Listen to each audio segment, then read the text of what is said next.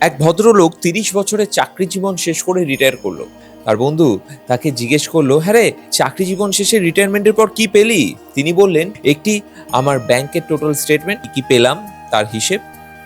আরেকটি হলো আমার ফোনে একটা কন্ট্যাক্ট লিস্ট, যার মধ্যে অনেকগুলো কন্ট্যাক্টের পাশে আমার কোম্পানির নাম লেখা আছে। তারা আমার কোম্পানির কলিগ। আমাদের একটা চর্চা আছে যে কলিগসরা নাকি বন্ধু হয় না, তারা যতই হাসি ঠাট্টা মজ মাস্তি করুক, তারা নাকি বন্ধু হয় না। সত্যিই তো, অফিস পলিটিক্স, বিভিন্ন কম্পিটিশন, মারামারি, ঠেলাঠেলি, টানাটানির মধ্যে হয়তো তারা বন্ধু হয়ে উঠতে পারে না। 30 বছর জীবন শেষ করার পর সেই মানুষটি বললেন যে আজকে কোম্পানির নামটা থাক বা না থাক, তাদের পাশে চেষ্টা করব একটা বি লিখে দিতে, বন্ধু করে নিতে তাদেরকে, কারণ তারাও সকলে আস্তে আস্তে একই জিনিস ফিল করবে।